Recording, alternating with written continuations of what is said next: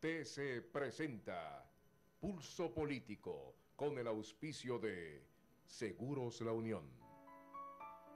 La Unión, la compañía nacional de seguros más antigua del país.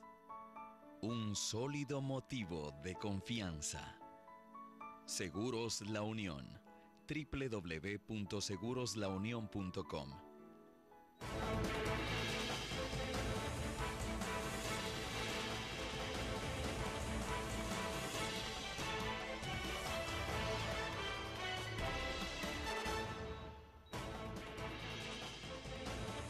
Bienvenidos amigos televidentes a Pulso Político en este domingo 29 de julio. Estamos grabando día viernes 27 de julio. Soy Carlos Rabascal. Muy buenos días. Y el día de hoy vamos a seguir tratando temas pues que nos deben interesar. Este tema del día de hoy tiene que ver con el modelo de desarrollo del Ecuador. Modelo de desarrollo del Ecuador que ha generado algunos análisis, alguna polémica al interior y al exterior. El día jueves, TC Televisión transmitió un programa denominado Ecuador desde afuera.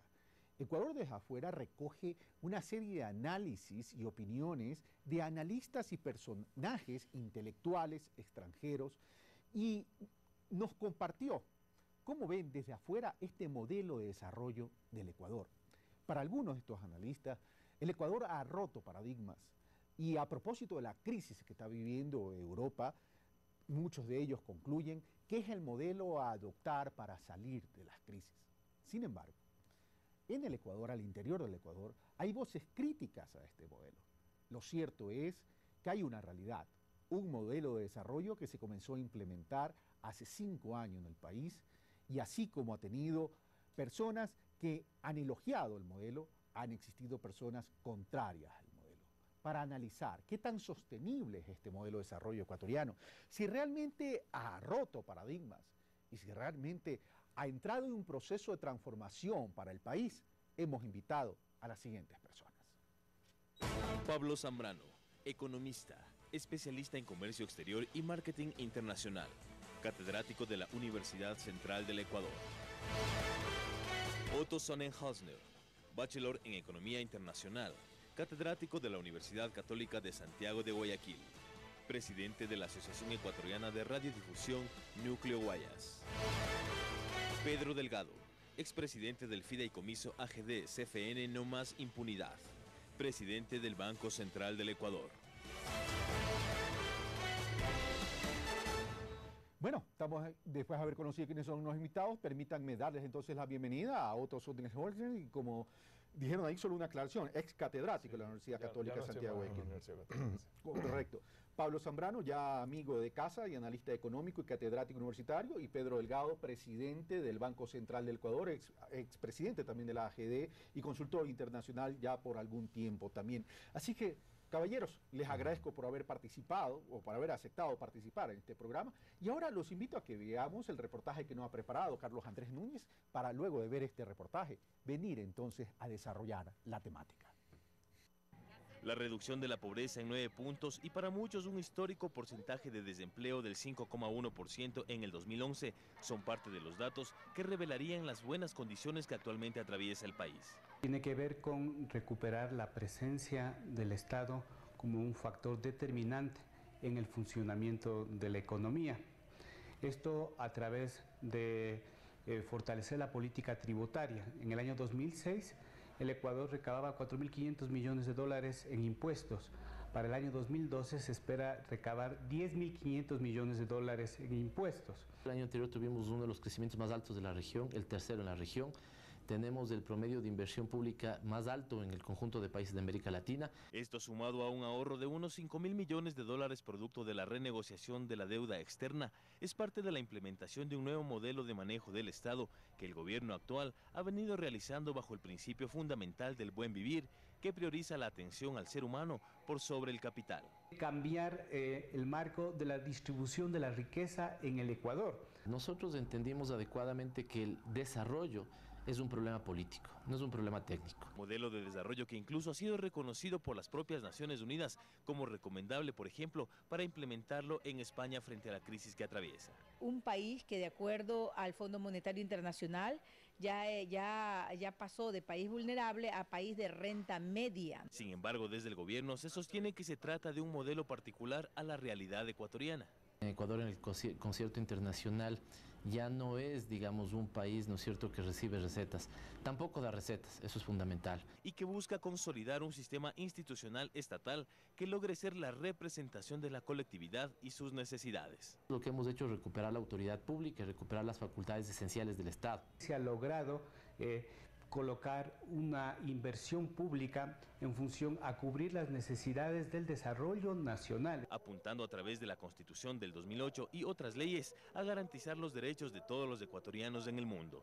Ha habido un cambio sustancial que es reconocido por todos. Muchos migrantes quieren volver porque hay leyes en las que precisamente se los apoya, se los ayuda, como la Ley de Economía Social y Solidaria, por ejemplo, ¿no? Pero pese a este panorama positivo, se reconoce que aún queda mucho por hacer. El tema agrario todavía es un pendiente, hay que profundizar en los procesos relacionados con la economía popular y solidaria que hay que fortalecer. Trabajando para ello en cambiar la matriz productiva. Avanzar claramente en la transformación del agroecuatoriano, no solo en términos del acceso a los activos productivos, sino también profundamente en productividad.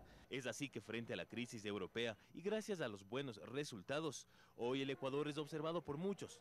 Sin embargo, el desafío, dicen, es lograr que estos nuevos escenarios se mantengan en el tiempo. Carlos Andrés Núñez, Pulso Político. Gracias, Carlos Andrés Núñez, por el reportaje. Y antes de comenzar a analizar esta temática, quiero agradecer a Pablo Zambrano Pontón, quien nos ha regalado este libro de microeconomía, que lo pueden encontrar en las diferentes librerías del país. Por cierto, Pablo, como siempre, gracias por tu generosidad y por compartir tus conocimientos. Lo quieren hacer, toma, microeconomía, mercado, productos, por Pablo Zambrano Pontón.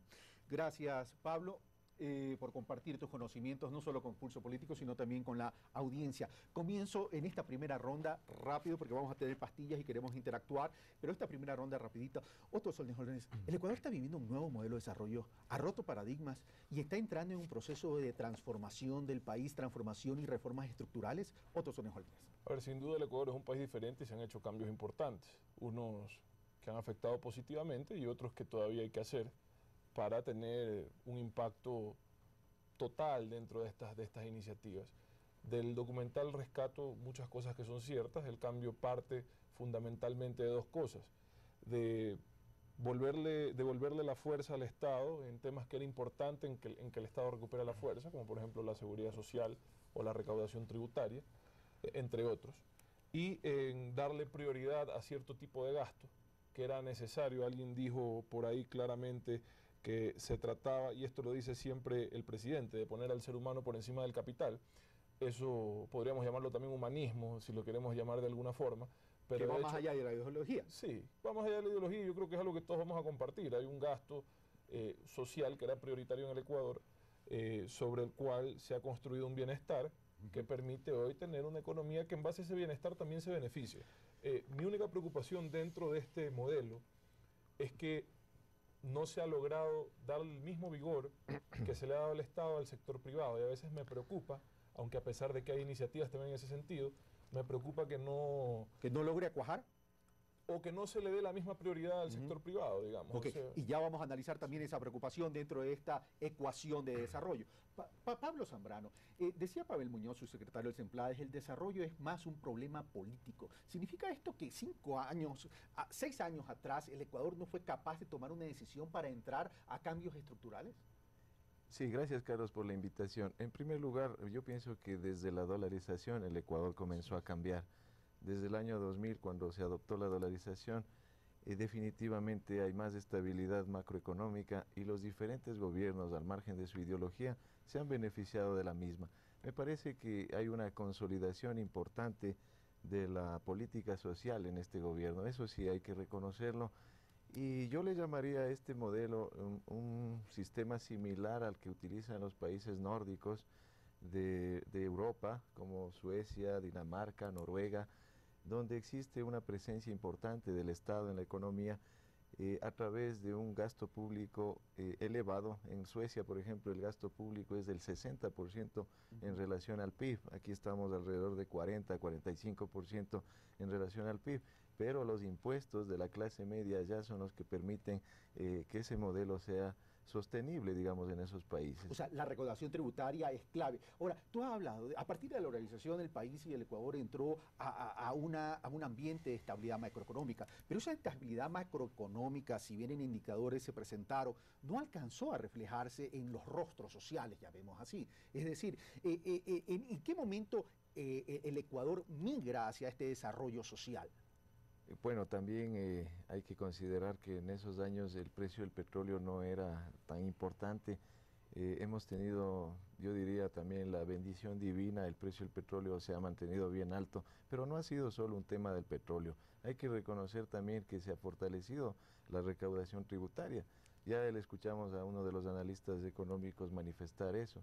En el 2006 la recaudación era como 4.500 millones y ahora estamos hablando de que es como 10.500, o sea, ha subido 6.000 millones. Permíteme, hay las dos ahora cosas, del ¿no? presidente del Banco Central, Claro. Pedro Delgado, presidente del Banco Central. Ahora, este modelo es un modelo que responde a cambios estructurales, está apalancado en el precio del petróleo. Pablo Zambrano dice ya no solo en el precio del petróleo, sino también se fundamenta en una gran recaudación tributaria. Pero ¿qué tan sostenible es este modelo para lograr esos cambios sociales que el país busca? Carlos, muchas gracias por la invitación. Yo creo que es un modelo que está cambiando completamente la figura y la estrategia de crecimiento económico del país. La dolarización, por ejemplo, sí es cierto que trajo estabilidad al país, pero ¿por qué razón? Porque quitaste una herramienta de política económica que era el tipo de cambio y la emisión monetaria, ¿ya? ¿Por qué? Porque había un descontrol de los distintos gobiernos que jugaban simplemente con o emitir billetito para controlar ciertos descalces que habían en algunos sectores de la economía, o jugaban con el tipo de cambio para darle competitividad al sector exportador posiblemente. Entonces nunca se atacó los problemas de fondo de la economía, que eran darle competitividad a la economía. Lo que según tu criterio entonces debo concluir que se debió hacer lo que se está haciendo ahora en el momento que adoptamos el dólar como moneda. Se debió haber hecho en ese momento inclusive, porque a ver, los ajustes de la economía, lo único que hizo la dolarización es tener un ancla nominal rígida de tipo de cambio, y te quitaste una herramienta de política económica que era la emisión monetaria.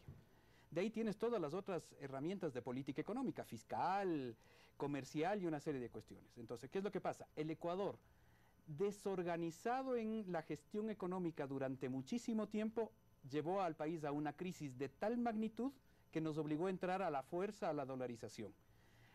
Se hizo por un decreto, por obra y gracia del Espíritu Santo, llamémosle de alguna forma, para salvarse su gobierno también el señor Maguat.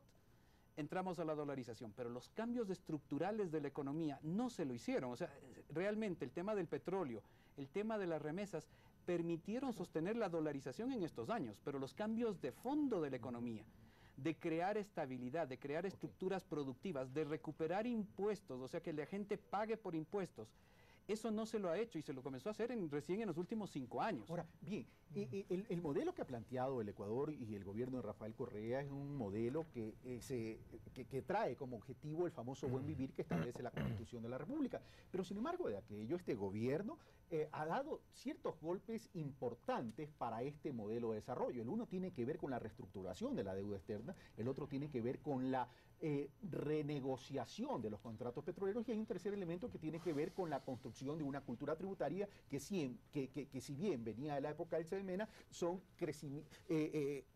recaudaciones crecientes. Ahora, veamos la primera pastilla que hemos preparado sobre la deuda. El economista, codirector del documental de Democracia en Grecia, Leonidas Batikiotis, veamos qué opina sobre el tema de la deuda en el Ecuador. Leonidas Batikiotis, documentalista griego, desvirtúa la versión oficial que señala a la sociedad civil como la responsable de los sucesos por no saber endeudarse. En Deudocracia evidencia la responsabilidad de la banca, su anuencia indiscriminada ante las recetas del Fondo Monetario Internacional. En este documental, Batikiotis destaca la actitud de Ecuador frente al Fondo Monetario Internacional. We knew about the example, we knew about the audit commission that he created some years ago, so we started following information and try to find information about him. Es evidente que el tema de la deuda jugó un papel importante. Cuando el Ecuador anunció todo este tema de la reestructuración, hubo voces a favor y hubo voces en contra. Pero las voces en contra eran en el sentido de que el Ecuador, al entrar en este proceso de recompra y reestructuración de la deuda externa, corría el riesgo de quedarse sin financiamiento. Veamos, ¿qué opina a continuación el mismo economista Leonidas Batikiotis, economista y codirector del documental Debtocracia? What the mainstream media was trying to say towards them is that, look, Ecuador, it has oil and it's a different situation, but I think that they understood that it's not about oil, it's not about resources, it's about political will to change things. Il faut aussi, dans l'économie faite par l'Équateur, compter les intérêts qu'il aurait fallu payer jusqu'en 2012 ou 2030. Et si on prend tout en compte, c'était une économie de 7 000 millions, de plus de 7 000 millions de dollars pour l'Équateur. Donc une économie très importante pour le pays, ce qui a permis au gouvernement d'augmenter très fortement les dépenses d'éducation, de santé, pour la création d'emplois aussi, pour l'amélioration des infrastructures. Esta vez comienzo con Pablo Zambrano. Pablo Zambrano, de acuerdo al economista Batikiotis, un apellido un poco complicado de mencionar, y también la última persona que habló, que no recuerdo ahorita el nombre, dice, bueno, fue clave la reestructuración y la recompra de la deuda externa. Se ahorró el país, o mejor dicho, dejó de egresar proyectado el 2030 7.000 millones de dólares. ¿Esto qué significó para el país, Pablo Zambrano? Bueno, significó un ahorro importante de recursos porque definitivamente me parece que en ese tema sí se hicieron muy bien las cosas, se reestructuró con ventaja para el Ecuador. Definitivamente eso es algo positivo para el desarrollo del país. Justamente algo que rescataban también en el video y que me llamó la atención es cuando habló del liderazgo político. Me parece que la economía siempre va a tener necesidad de gente que tenga liderazgo en lo político. Caso contrario, no se pueden realizar las reformas, ¿no? Entonces, perdón que te acorde, Carlos, por ejemplo, algo también importante es todo este tema del control de los sindicatos. Anteriormente existían muchos abusos de los sindicalistas, se iban con indemnizaciones millonarias de Petroecuador, etcétera, gente que ni siquiera había trabajado. Entonces, me parece que en ese tema también se han manejado bien las cosas. Ahora, pero otros son los... cuando entramos a este proceso de recompra de la deuda externa, se decía, no íbamos a conseguir financiamiento, pero también analistas de izquierda decían, estábamos viviendo el mundo una dictadura del Fondo Monetario Internacional. ¿Qué también le ha hecho el Ecuador alejarse de los organismos multilaterales y recomprar esta deuda? Hoy revisaba un histórico justamente en la web del Banco Central del endeudamiento en relación al PIB. Antes de que el Ecuador tenga petróleo, el endeudamiento externo era mínimo. Parece ser que el interés de los prestamistas nace cuando aparece este recurso en la década de los 70, que puede garantizar un retorno del pago. En algún momento llegamos a estar, creo que 60% de endeudamiento en relación al PIB, hoy estamos a un 23%, incluyendo los préstamos de Petrochina. La crítica que se hacía a la recompra de la deuda era justamente esa, que se dificulte luego conseguir endeudamiento. En alguna forma hemos tenido suerte por dos razones.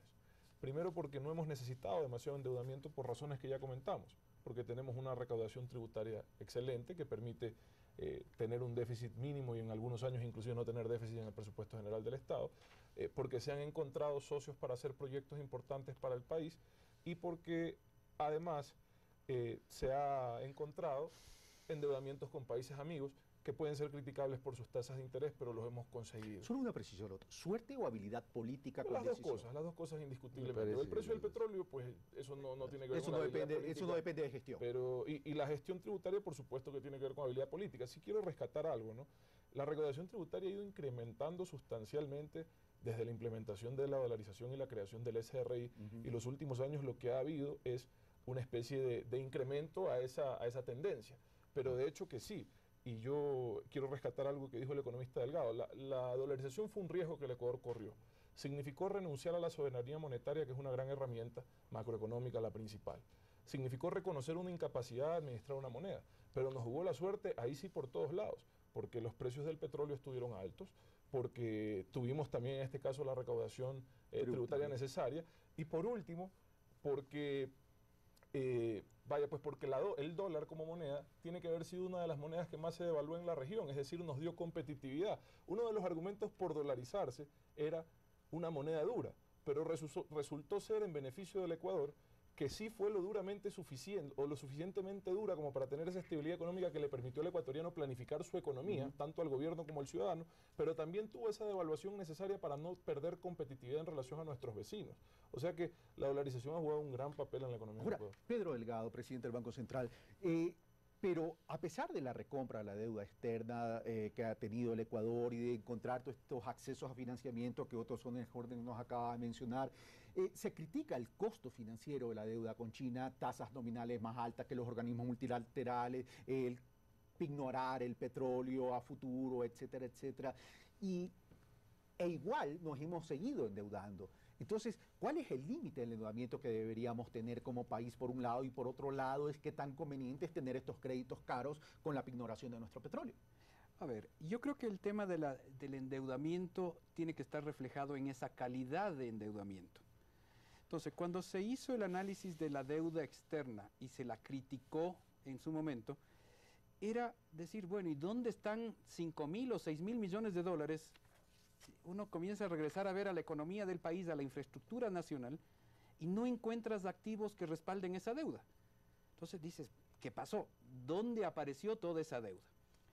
Y cuando se hizo la reestructuración, se la hizo en términos de mercado también. Hay que tomar en cuenta que cuando se salió al mercado y los que estuvimos en este proceso, inscribimos el procedimiento en las bolsas de valores europeas y se hizo todo un tema que es de mercado. O sea, aquellos críticos que decían que el Ecuador se ha salido de las reglas de juego, no es cierto. El Ecuador jugó con las reglas de juego que estaban en los contratos de la deuda. Es decir, no es que dejó de pagar, simplemente recompró en el mercado a precio de mercado. Exacto. Entonces, ahora, el endeudamiento, hay normas macroprudenciales que se han fijado en el actual gobierno, en el que ponen techos de endeudamiento con respecto al PIB, ¿ya? Ese techo de endeudamiento ahorita está, si mal no recuerdo, hasta el 40% del PIB. Ahorita estamos alrededor del 22-23%. Ya tenemos Entonces, un colchón. Hay un colchón, primera cosa. Y segunda cosa, también las normas se dice uno se tiene que endeudar y se dice claramente para qué te tienes que endeudar. No puedes ir a endeudarte para pagar sueldos. Tienes que ir a endeudarte para crear capital, bienes de capital, o sea, infraestructura. Entonces, yo no puedo ir y pedir una deuda, como sí se hacía antes, para pagar los sueldos de profesores o cubrir el déficit fiscal de años anteriores, ¿ya? Entonces, simplemente estaba desahorrando y con un costo altísimo. Ahora, lo que se va a hacer es endeudarte para construir una represa. Entonces, por ejemplo, las tasas de interés con China, alrededor del 6-7%, pero la rentabilidad de generar energía eléctrica barata, los ahorros que tendrías por dejar de importar diésel, por ejemplo, ahorita datos del sector eléctrico. En términos generales, el uso de diésel del total de importaciones de petróleo, en promedio están alrededor del 10% de las importaciones petroleras. Entonces, 6% de interés para generar una construcción de una represa que te va a ahorrar en promedio 10% de importaciones de petróleo o de diésel. Entonces, el costo de oportunidad económico es mucho más importante que solamente la tasa de interés. Gracias, Pedro Delgado. ¿Coincide otro sonejón ni Pablo Zambrano con el análisis de Pedro Delgado? Con muchas cosas, ¿no? Yo no sé si el 7% más allá tiene razón, son para proyectos que van a ahorrarle al país y que ojalá se concreten pronto. Esa es la preocupación también. Esa es la preocupación. ¿Cuánto tardan estos proyectos? ¿Cuándo son los proyectos? Definitivamente no es tan fácil, no soplar y hacer botellas. Creo que el Ecuador no debe dejar de buscar endeudamiento más barato. Esa es mi posición como país. Tenemos una macroeconomía sana y creo que el Ecuador no debe dejar de buscar endeudamiento más barato. Hay un tema, ¿no? Tal vez el costo del endeudamiento con China tiene que ver con la velocidad con la que se hacen las cosas. Pues también acordemos que un préstamo un poco más, no sé si llamarlo formal, pero más elaborado, por usar algún término, puede tardar años, y tal vez son años que el Ecuador no tiene. Eso es un aspecto a considerar, ¿no? Ahora, antes de darle la palabra a Pedro Delgado, Pablo Zambrano, pero la carta de intención del Fondo Monetario Internacional, cuando tú ibas a pedir créditos a los organismos multilaterales, con toda exigencia, incremento de impuestos, reducción del gasto público, etcétera, etcétera, ¿no también conlleva un costo que tiene que ser considerado para hacer un análisis más real y comparativo? Bueno, desde la visión ideológica del gobierno, evidentemente así es. No, hablo desde el punto de vista técnico, no ideológico del gobierno. Sí, pero definitivamente sí existe también un factor que se llama el sopesar toda la serie de ajustes macroeconómicos que existe el Fondo Monetario y que definitivamente no han sido la solución. Estamos viendo en España lo que está pasando, definitivamente. Yo coincido que deben bajar el gasto público allá, pero no aumentar los impuestos. Gracias, por ejemplo. me había pedido un punto de orden. Sí, a ver, nosotros, desde el punto de vista de gobierno, y por eso digo el país está haciendo cambios estructurales de fondo en esto, el tema de conseguir financiamiento internacional también está atado al perfil de riesgo que tenía el país. Y si recordamos, por ejemplo, el perfil de riesgo que tenía el país, las calificaciones de riesgo que tenía el país, nunca ha estado en grado de inversión. Entonces, recién hace 3 meses, por la seriedad y la estabilidad de políticas económicas, se mejoró la calificación de riesgo del país. No llegamos a grado de inversión, por si acaso. Pero ¿qué es lo que sucede? El objetivo, y en eso estamos de acuerdo, de mediano y largo plazo, tiene que ser que el país llegue a través de sus políticas económicas, de credibilidad de esas políticas, a entrar a mercados a tasas competitivas. Pero si lo que está pasando, por ejemplo, ahorita en España y eso, la tasa de riesgo de España están financiándose al 9%, simple y llanamente por el perfil de riesgo. Ecuador, si quisiera salir y conseguir financiamiento, no con multilaterales, porque no es que los multilaterales tienen una caja chica de que te van a prestar todo el tiempo, no funciona así. Los multilaterales más o menos son una tercera parte de las fuentes de financiamiento. Los privados ahorita al Ecuador le estarían prestando muy por encima del 7% que te está prestando China. Gracias, Pedro Delgado. Nosotros hacemos una primera pausa y venimos con más de este análisis, y al iniciar el segundo bloque entramos a analizar cuáles fueron los efectos de la renegociación de los contratos petroleros, y continuaremos también con este modelo de desarrollo, si realmente ha alcanzado el buen vivir que todos los ecuatorianos anhelamos y que es el discurso de este gobierno.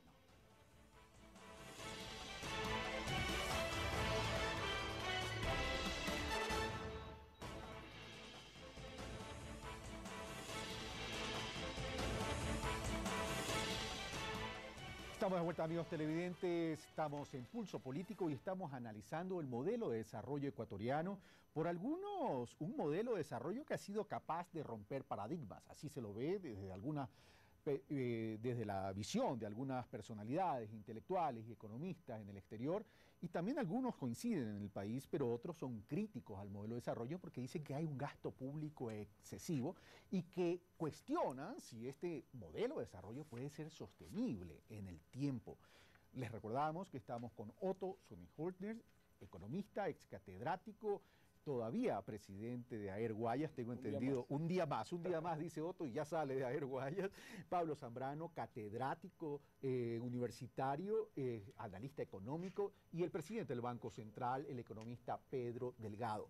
Bueno, entonces, le habíamos dicho que vamos a comenzar con el otro golpe que dio el Ecuador, que tiene que ver con la renegociación de los contratos petroleros, y que también, cuando se anunció esto, muchos analistas dijeron, el Ecuador se puede quedar sin inversión en el sector petrolero. Veamos lo que nos dice la economista hindú y editorialista de Guardian en el Reino Unido, Hayati Ghosh. Before 2009, Ecuador, the government was getting about 13% on average of the total oil revenues. And the companies, the foreign companies, were getting 87%. They passed a law in July 2010 that completely reversed the terms. So now the government gets on average 87% and the companies get 13%.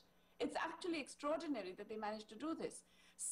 There are 18 oil companies operating in Ecuador. 6 of them said that this is unacceptable and they left. And the government basically said, well, goodbye and good luck. They took over the oil fields of the companies that had left, but 12 of the companies decided to stay, which means that it was still profitable for them. And now, as a result, the Ecuador government gets a massive benefit from any increase in oil prices. Bueno, comienzo con Otto. Otto, La renovación del contrato petrolero trajo algunas dudas. La economista dice antes, las empresas petroleras se llevaban el 87% y el país se quedaba con el 13%. Hoy es al revés, se reinvirtió 87% para el país, 13% para las empresas petroleras. No sé si esos sean los números exactos, yo pensaba que era una relación 80-20, de ahí me dejó una duda, pero en todo caso se revirtió esa realidad, lo cual significa entonces que no solo era cuestión de precios elevados del petróleo, sino también de la participación del país en esos precios elevados del petróleo como dueño del recurso natural. Definitivamente se trataba de quién se beneficiaba finalmente de esos precios elevados, ¿no? Y lo bueno es pues que se ha conseguido que se beneficie directamente el Estado ecuatoriano y por ende el país. Sí fue una jugada riesgosa porque inicialmente no se supo quiénes iban a tolerar ese modelo, sobre todo habiendo alternativas más flexibles en otros países para inversión petrolera, pero bueno, fue un riesgo que se corrió y al parecer hasta ahora las cosas han funcionado.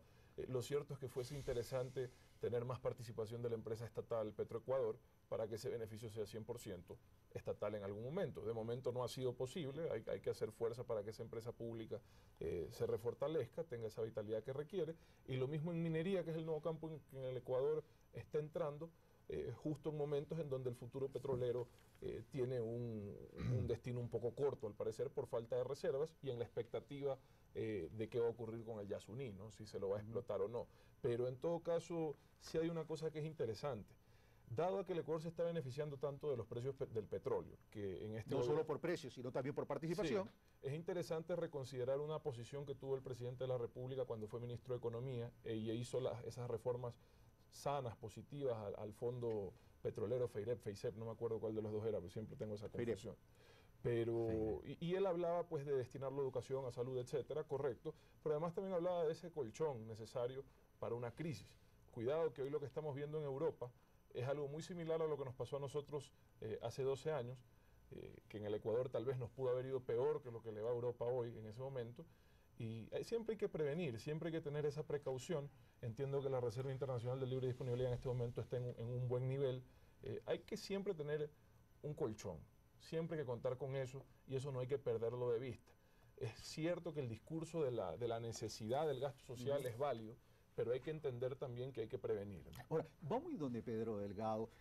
Otto Sonejorni dice el discurso del presidente cuando fue, en la época que fue ministro de Finanzas, en aquellos pocos 6 meses, por cierto, dijo, había que tener un porcentaje para crear un colchón para la época, las vacas flacas, también hablaba de un porcentaje. Textuales de él. Sí, también hablaba de un porcentaje, por cierto, para desarrollo científico y tecnológico. Correcto. El tema es, ¿el colchón existe en este momento? Y la segunda pregunta es, si bien esta renegociación de contratos petroleros ahora, a la hora del té, terminaron siendo beneficiosos para el país, la pregunta es, sin embargo, de aquello, no hemos podido incrementar la producción petrolera. Pedro Delgado. A ver, yo creo que, y empecemos por la última parte de la renovación de contratos petroleros. El tema es el siguiente, y que aquí mucha gente hizo críticas a esa renegociación. Si ustedes se fijan en la legislación, incluso en los mismos de Estados Unidos, tiene la ley de los Estados Unidos cláusulas muy fuertes que si la variación de precios de petróleo sube, el Estado se beneficia. Y ahí estamos hablando que en los Estados Unidos las empresas productoras de petróleo son privadas. Pero ¿qué es lo que sucedía acá? Por eso estamos diciendo que hay cambios estructurales de fondo. La variación de precios simplemente beneficiaba a una parte de la moneda y el otro no veía nada.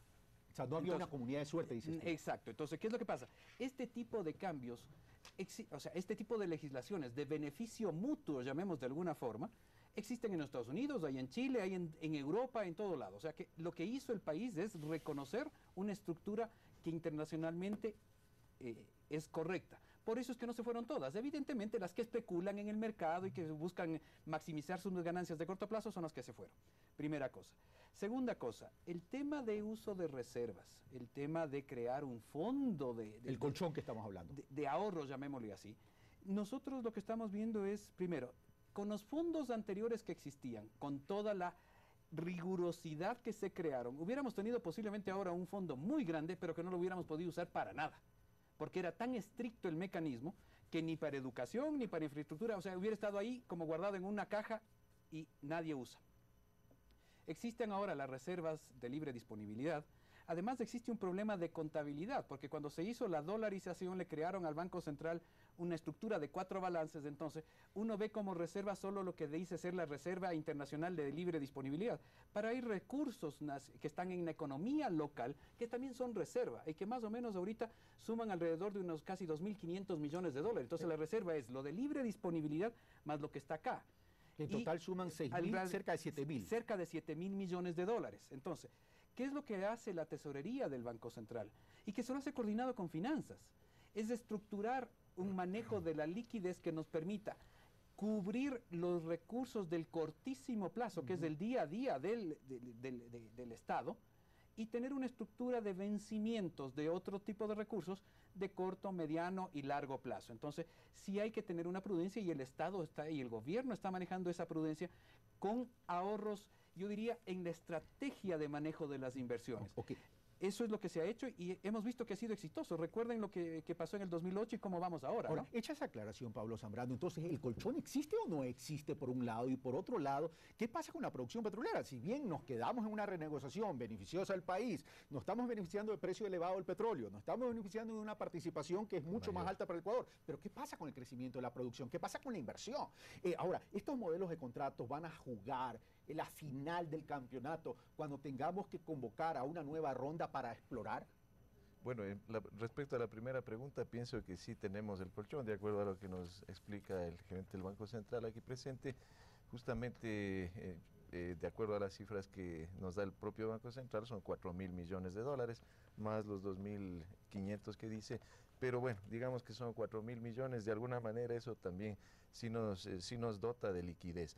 Ahora, respecto al tema de los contratos petroleros, considero que nos hemos pasado del un extremo al otro, con todo el respeto al gobierno. Nos hemos ido de un modelo del 13% que se llevaba el Estado y 87% las privadas, ahora es el 80% el que se lleva el Estado. Sí estabas bien tú con tu cifra. 80% se lleva el Estado y 20% las compañías privadas. Me parece que eso desalienta de alguna manera la inversión privada petrolera y ha disminuido la misma. De acuerdo a las cifras del propio Banco Central, la producción era 536.000 barriles diarios, ahora estamos en 500.000 barriles diarios. Entonces definitivamente ha habido una caída de la inversión, porque obviamente al cambiar las reglas de juego, las empresas privadas no están dispuestas, lógicamente, a seguir invirtiendo en eso. Y ¿no? vamos a ver cómo les va cuando convoquen la otra ronda, cuando haya que invertir para explorar. Y una cosita final, me parece que ahí el porcentaje podría ser revisado, una pequeña sugerencia, podría ser 50-50, o sea, ganemos todos, porque en definitiva, si es así, no vamos a tener inversión. Bueno, vamos ahora a ver el objetivo de este modelo de desarrollo que ha planteado el gobierno. Hemos hablado del tema de la deuda, hemos hablado del tema de petróleo, hemos hablado de la recaudación tributaria, es decir, hemos hablado que el país ya no tiene los huevos en una sola canasta, sino que se ha diversificado sus fuentes de ingreso. Claro, todavía no hemos hablado, lo que ha dicho Otto Sonnenhorst, del sector real de la economía, pero veamos qué piensa el filósofo francés, autor del libro La Vía para el Futuro de la Humanidad, Edgar Morin, en cuanto a este concepto del buen vivir. ¿Es una filosofía? ¿Es una visión? ¿Un sofisma? ¿Qué es? Veamos. Yo tomo la idea del bien vivir del presidente de Corea para decir que nosotros también debemos orientar nuestra política con esta finalidad del bien vivir. Yo hice la integración personal para la Francia de esta idea y pensé que vale para todos los continentes, todas las naciones, en cada nación con su especificidad, es evidente. El pensamiento de Edgar Morin, y voy a comenzar esta vez con Pedro Delgado, presidente del Banco Central. Bueno, desear el buen vivir o determinar y diseñar el buen vivir, eso creo que todos nos vamos a poner de acuerdo. O sea, a quien no le gusta vivir bien, a quien no le gusta tener una vida de calidad, a quien no le gusta tener una vida de bienestar, etcétera, etcétera. Si a mí me preguntan, ¿quieres tener una casa? No voy a decir tan soquete decir que no, voy a decir que sí. Pero la pregunta es la siguiente.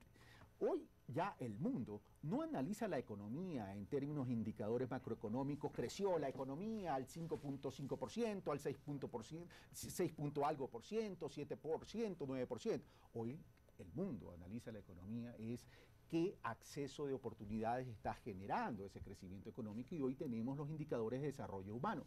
En ese sentido, Pedro Delgado, ¿Qué tan eficiente, pues, entonces ha sido este modelo de desarrollo en estos 5 años para generar el acceso a esas oportunidades y alcanzar el buen vivir? Yo creo que ahí, como dice el presidente en muchas de sus intervenciones, y creo que quienes hemos estado en la cátedra muchas veces decimos, la economía es una ciencia de variables reales. No es que la economía es una ciencia simple y llanamente de oferta y demanda de bienes y servicios, ¿ya? Entonces, cuando uno dice calidad de vida, buen vivir, comparemos lo que pasaba en el Ecuador, que cuando antes decían, tenemos 7.000, 8.000 millones de dólares de reserva. Pero no teníamos escuelas, no hay carreteras, no hay hospitales, no había una buena infraestructura eléctrica, no había servicio de seguridad social. Uno iba a los hospitales y no le daban atención. Entonces, la diferencia es esa. O sea, en la economía ahora, con esas inversiones que se han hecho, se está dando acceso. En los discursos que habían en la prensa, uno decía, la calidad de educación es un desastre, que las universidades son malas. Pero ningún político puso el dedo en la llaga y decir, hay que cerrar universidades, hay que evaluar a los profesores, hay que evaluar a los estudiantes, hay que mandar a estudiar a gente nuestra al exterior a que se capacite y regrese al país. Entonces, las cosas, llamemos, de menor aparentemente importancia, porque no eran obras de relumbre impresionante, el hacer escuelas. Era mucho más elegante, entre comillas, políticamente, que le veas al alcalde o a alguien inaugurando una cancha de fútbol y veías por ahí... Atendíamos emergencias y no desarrollábamos modelos. No desarrollábamos al decir? país, Ya. no creábamos infraestructura de ningún tipo, ni infraestructura de capital humano, ni capital económico. Ya que Pedro Delgado me ha atado el tema del buen vivir con el tema de la inversión y el destino de la inversión, veamos lo que nos dice Mark Whitbrod, codirector del Centro de Investigación en Economía y Política en Washington. Yeah. Well, I think they've done a really good job. They've doubled, pretty much doubled spending, social spending in general, doubled spending on education, a 50% increase in housing credits. That was a big part of the stimulus as well. Pretty large increases in microcredit. So, in terms of the macroeconomic policy, social spending, education, increasing access to health care, I think those are the things that I would say explain why the government is doing well politically and in the polls.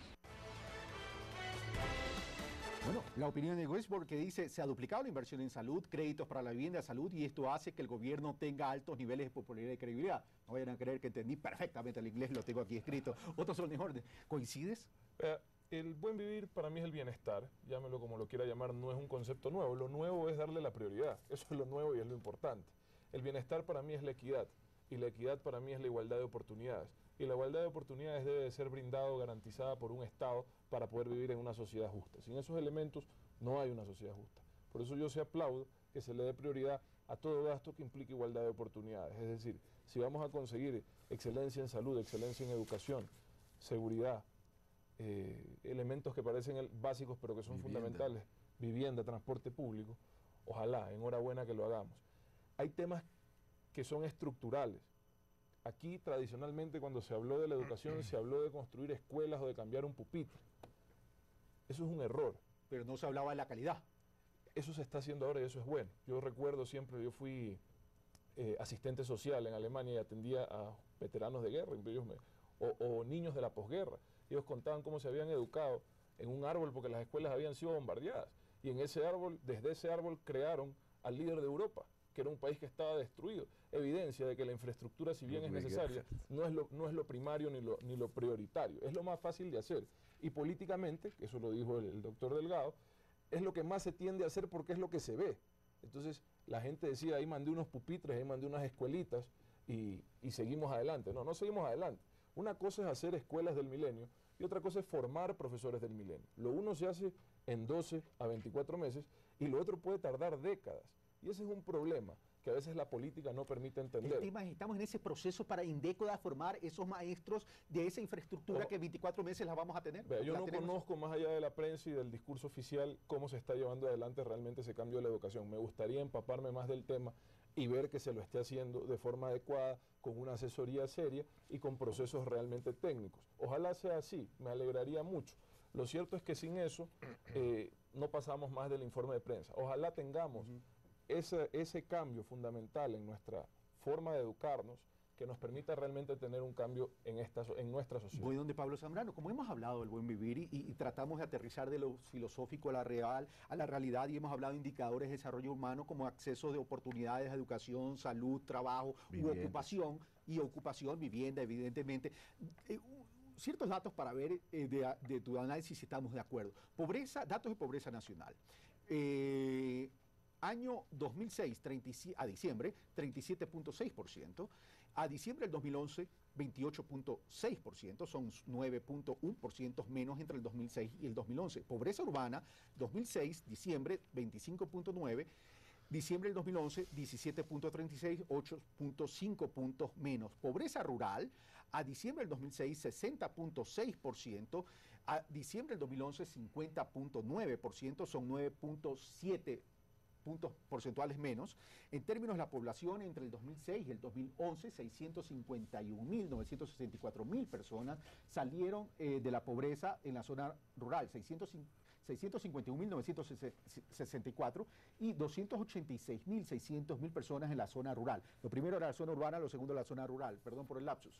En cifras de la pobreza, en los últimos 5 años del gobierno, 938.000 personas salieron de la pobreza, que es la sumatoria de lo urbano y lo rural, fuentes EMPLADES. Pobreza urbana a marzo del 2012, 16%, y a marzo del 2011, 21.5%, 5 puntos menos del marzo del año 2011. Pobreza por ciudades. Machala bajó del 24 al 9%, Guayaquil se redujo del 25 al 11%, Ambato bajó del 13 al 8%, Quito bajó del 12 al 9% y Cuenca bajó del 12 al 9%, fuentes EMPLADES. ¿Qué dicen estos datos, Pablo Zambrano? ¿Son reales? ¿Son confiables? Claro, por supuesto. En primer lugar, yo jamás dudo de cifras oficiales. Máxime, si yo me di el trabajo de revisar si la inflación que nos dice el INEG se compadece con lo que me da el otro indicador, que es el deflactor del PIB, ¿no? O sea, para hacerte relación a por qué creo en las cifras. En castellano, mi querido Pablo, porque los televidentes no son economistas. Bueno, esa es otra de las maneras de medir la inflación. Hay dos maneras, el IPC que utiliza el INEG, que obviamente se basa en encuestas y toda la cuestión, y el deflactor del PIB, que es más general, es un índice más general, un cálculo mucho más confiable, y definitivamente me cuadraron las dos cifras. Entonces yo llegué a esa conclusión de que las cifras que nos están dando son verdaderas. Además, otra cosa. ¿Eso significaría entonces que el Ecuador estaría por buen camino hacia ese buen vivir? Sí, me parece que sí, hay cambios estructurales definitivamente. Por ejemplo, una de las decisiones que yo aplaudo es que se evalúe a los profesores que dan inglés. No puede ser que haya gente que no sepa nada más que my name is window. Entonces, definitivamente, o sea, con ese tipo de profesores de inglés no vamos a ninguna parte. Entonces, necesitamos hacer cambios en eso. El otro tema, la ciudad del conocimiento, súper importante, recomendación al gobierno, tráiganle a Michael Porter, o sea, un experto en lo que tiene que ver a economías de desarrollo y todo lo demás. O sea, alejémonos un poco de esa visión de que, no, Michael Porter es de derecha, no lo traigo. Entonces, creo que debemos ser un poco más pragmáticos en ese tipo de cosas. Gracias, Pablo Zambrano. Pero antes de finalizar el bloque, María José, presentemos la pastilla número 7 que tiene que ver con infraestructura vial, porque uno se preguntará, y para dejarlo pendiente para cuando regresemos, uno se preguntará, bueno, si hemos renegociado los contratos de petróleo y tenemos hoy no solo precios elevados, sino también mayores participaciones, si hemos renegociado la deuda externa y hemos liberado recursos hasta el 2030 por 7.000 millones de dólares, y estamos recaudando los impuestos de una forma creciente e impresionante, ¿a dónde se está yendo este dinero? Veamos entonces lo que nos dice el país vecino Colombia a través del noticiero 1 de la cadena NTN de Colombia, de Bogotá, Colombia, en un análisis comparativo de cómo ve Colombia la infraestructura vial del Ecuador frente a la infraestructura vial de ellos. Cuando usted mira el desarrollo de la infraestructura que hay, por lo menos en carreteras, que fue de la que nosotros mismos fuimos testigos, sin lugar a dudas, pues usted se da cuenta que Ecuador nos lleva ventaja y Colombia se queda 30 años abajo, independientemente de razones políticas de cualquiera de los bandos de los que usted venga. Cuando usted ve eso, usted ve progreso y usted ve que realmente hay maneras de trabajar y hechos que mostrar cuando se trabaja. Bueno, Esta es la pastilla de una cadena colega, por cierto, donde hace un análisis comparativo muy crítico hacia su propio país, Colombia, en relación a las carreteras ecuatorianas. Pero otros son mejores. Y voy a preguntarle al empresario ahora. Las carreteras están muy bonitas ecuatorianas, por cierto. Pero no se trata de que estén bonitas, sino las facilidades que dan las carreteras. El presidente ha dicho, estamos creando en estos tiempos una competitividad sistémica. Carreteras, cambio la matriz energética, vamos a cambiar la matriz productiva, etcétera, etcétera. Pero sin embargo de aquello, la inversión privada nacional no termina de comprender eso. Dice palabras el presidente de la República, cito y abro comillas, dice, a pesar de todo el esfuerzo que hace el gobierno nacional. Ya, hay dos temas ahí. El primero, el gobierno practica las políticas fiscales expansivas desde que empezó, ¿correcto? Eso estamos todos de acuerdo. Es decir, gasto público para poner a andar la economía. ¿Sí? El enfoque keynesiano. El enfoque keynesiano, pero en una sola vía nomás, porque la otra vía es ahorrar cuando estás en pico. Pero bueno, no importa, lo está aplicando y tiene resultados. ¿Por qué no responde el sector privado? Que es lo que decíamos cuando empezábamos la entrevista. El sector privado, nacional y extranjero, sí requiere de todo eso para decidir hacer una inversión en el Ecuador, de la infraestructura vial, de la infraestructura eléctrica, de la infraestructura en general, puertos, aeropuertos, etc. Y eso se está haciendo, y enhorabuena. Pero el sector privado también requiere de reglas del juego totalmente claras y no tan variables. No con esto le quiero decir que estén escritas en piedra, porque el mundo es dinámico y hay que adaptarse, y las situaciones son dinámicas y hay que adaptarse. Pero lo cierto es que hoy por hoy, por ejemplo, yo estoy en uno de los sectores hoy en comunicación más afectados por la incertidumbre. Hoy por hoy, en muchos sectores, se ve una incertidumbre porque cambian las reglas del juego constantemente. Tendrán sus explicaciones para justificarlo. Muchos de esos cambios han sido positivos, pero no dejan de significar que la planificación del empresario se ve afectada por esa falta de reglas claras que nos digan, ok, hasta aquí la legislación del Ecuador y vamos adelante. Yo entiendo que parte de esos cambios estructurales de la visión del gobierno es cambiar muchas de las leyes, pero creo que ya es momento de decirnos, hasta aquí terminamos y ahora sí, estas son las reglas del Ecuador y vengan. Y a los que les gustan, bienvenidos, como pasó con las petroleras, como decía el doctor Delgado, a los que les gusta, bienvenidos, y a los que no les gusta, bien, gracias. Gracias, doctor Hernández. Tuve un lapsus, debía haber venido al corte y esperar la respuesta al regreso del corte, así que me van a matar arriba. Venimos de inmediato.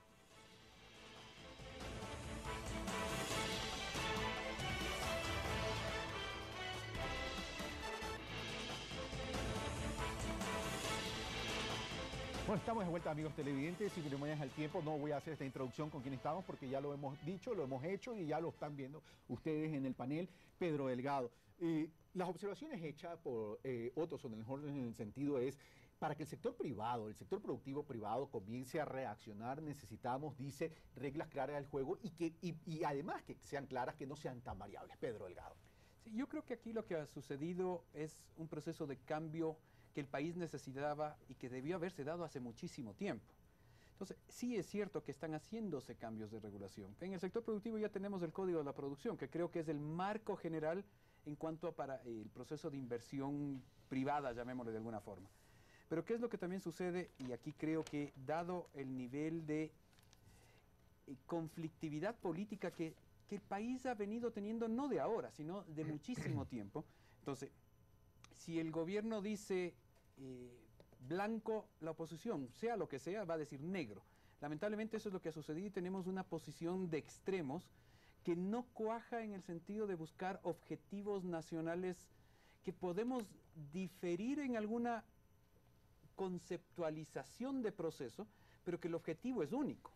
Entonces, ¿qué es lo que pasa? Y yo creo que aquí, de aquí en adelante, el país, con los cambios que ha hecho este gobierno, el de crear una fuerte infraestructura de planificación y el retomar el desarrollo visto de largo plazo, yo creo que en los próximos meses y años ese nivel de desconfianza se va a ir aligerando, llamémoslo de alguna forma, y sobre todo el sector privado ya se está dando cuenta, porque eso también ha sido evidente. Los primeros años del gobierno había muchísimo de discusión de que si el gobierno es un gobierno comunista, que si se va a expropiar las tierras, de que... ¿Qué tan parecido a Chávez es? Ese tipo de cosas. Yo creo que la practicidad del gobierno ha demostrado que lo que se quiere es un país, como conversábamos en algún momento contigo, Carlos, es de propietarios, de pequeños empresarios. Esto es lo importante, darles acceso a todas las personas a que tengan Dejar la de posibilidad ser proletarios y convertirse en propietarios.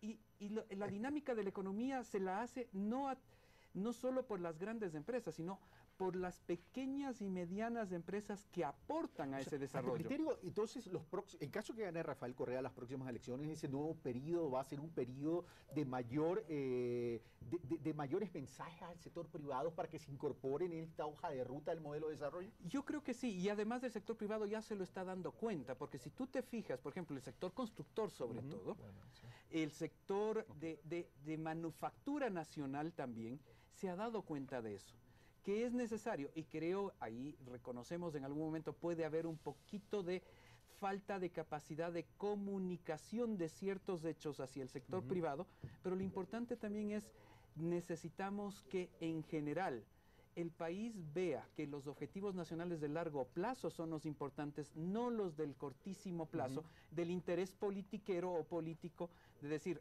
no, el próximo año hay elecciones, entonces todo lo que se dice o hace es incorrecto y hay que cambiarlo y hay que tratar de botar al tacho la basura todo, ¿no? Aparentemente en este análisis hemos coincidido con todo lo positivo, pero hablemos de las debilidades del modelo, entonces, Pablo.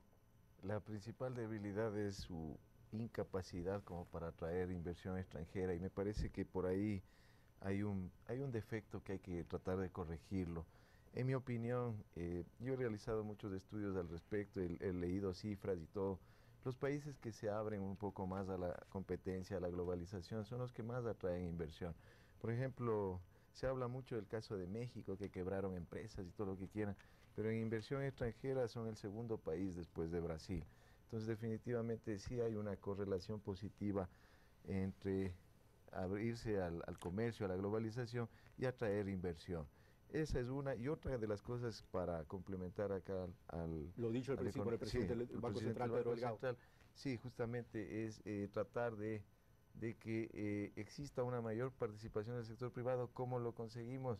Bajando los niveles de confrontación, debe haber más diálogo, más unidad, todos estamos en el mismo barco, todos queremos que el país progrese, todos queremos salir del subdesarrollo, porque esa es la visión de la gente. ¿Qué tan sostenible es este modelo y hay que apalancar este modelo? Hay algo más respecto a esto, no solo que todos queremos que el país funcione, la mayoría de gente al menos, sino que también hay empresarios, y yo sí creo que en eso se ha conseguido algo. La mentalidad de la mayoría de los empresarios hoy es una mentalidad muy sana, muy positiva, cumplidora.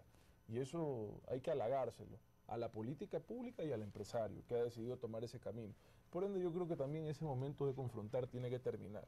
Yo no sé si se sacan réditos políticos de andar haciendo esas públicas, las diferencias que pueden existir entre unos y otros.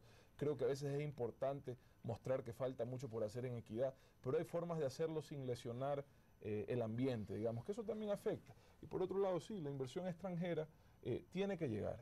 Y tiene que llegar cuando tengamos definidas las reglas del juego y mostremos que el Ecuador es un país seguro. Ojalá lo consigamos pronto. Respecto al modelo, el modelo, desde mi punto de vista, sobre todo el basado en el gasto público expansivo, tiene un problema, un defecto para la economía del Ecuador, que es el que comentaba en el corte, que es que mucha de la fuerza, que podría ser mucho más que la actual, de ese gasto público se pierde porque nuestra matriz productiva es muy importadora aún. Entonces se han tomado muchas medidas restrictivas para lograr fortalecer la industria nacional, pero ahí falta mucho. Y cuando digo que es muy importador, es que de ese gasto público para hacer carreteras, por ejemplo, sobre todo cuando empezó este gobierno con 1.800 millones de dólares de presupuesto para el Ministerio de Obras Públicas, mucho de eso tuvo que salir del Ecuador para traer la maquinaria que no había, por ejemplo. Claro, esa maquinaria ya es parte de los bienes capitales del país, pero así ocurre en muchas cosas. Es decir, esta todavía es una economía muy importadora que sin exportaciones de petróleo fuese deficitaria en su balanza comercial, y eso es peligroso. Con Pedro Delgado terminamos. Yo creo que el modelo es sostenible en la medida de que creamos oportunidades y diversificamos los sectores productivos del país. Es cierto, ahorita estamos importando capital y materia prima y ese tipo de cosas, pero en el largo plazo y en el mediano plazo, la creación de esos bienes de capital va a permitir cambiar la matriz productiva y la matriz energética. Entonces, el resultado va a ser...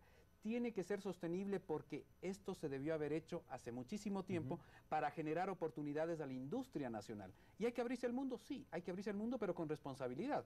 Porque tampoco es cuestión de abrir el mercado por abrir el mercado y resulta que íbamos a traer muchísimas importaciones y quebraban los pequeños productores. Todos los países que se desarrollaron crearon mecanismos de protección inicial y después se fueron abriendo. Entonces, eso es lo que está haciendo el país en este momento. Gracias, Pedro Delgado. Gracias, Pablo Zambrano. Gracias a otros Sonny. Como ven, amigos televidentes, hemos querido hacer un análisis objetivo y crítico sobre el tema del modelo de desarrollo ecuatoriano. Para eso hemos analizado desde la academia con Pablo Zambrano, desde el sector empresarial con Otto Sonnenhorst y desde la autoridad del Banco Central, el economista Pedro Delgado. Que los indicadores nos hacen pensar que estamos yendo por un buen rumbo, pues los indicadores lo dicen, no lo estoy diciendo yo, lo están diciendo los indicadores y los analistas aquí en la mesa. Pero lo cierto es que cualquier modelo de desarrollo que pretendamos implementar necesita el apoyo de todos los ecuatorianos, que más allá de las ideologías y más allá de la lucha por el poder político, necesitamos trabajar por un mismo país. Ahora, ¿en qué nos queda debiendo este modelo de desarrollo y el gobierno nacional? En dos temas, en mi criterio. En el tema de la seguridad, donde no ha avanzado como debe avanzar, y en el tema de la agricultura. No lo he dicho yo solo en el tema de la agricultura, lo ha dicho el propio presidente de la República. Seguiremos analizando temas económicos, sociales y políticos, por cierto, y nos queda pendiente analizar este famoso modelo también de sustitución de importaciones, qué tan efectivo es para apalancar este modelo y para generar empleo. Nosotros hemos terminado por el día de hoy. Esto fue Pulso Político. Soy Carlos Rabascal. Un fuerte abrazo. TC presentó Pulso Político con el auspicio de Seguros La Unión. La Unión, la compañía nacional de seguros más antigua del país. Un sólido motivo de confianza. Seguros La Unión. www.seguroslaunion.com